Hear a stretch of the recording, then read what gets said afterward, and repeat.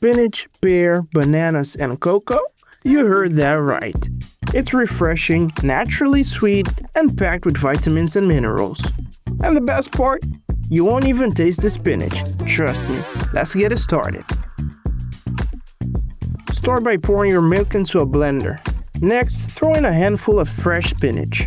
Blend until it's completely smooth. That's the secret to getting a silky smoothie without any green bits floating around. Now add the banana, chopped pear, cocoa powder, and vanilla extract. And if you're feeling it, spoon in some Greek yogurt for that extra creaminess and protein.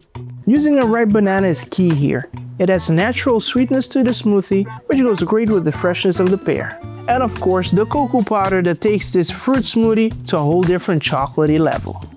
Now we're going to blend it all together until it's smooth and creamy. If you're looking for a thicker texture, toss in a few ice cubes and blend again.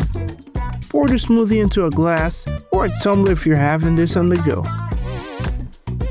And that's it, a chocolate smoothie that's secretly loaded with healthy goodness.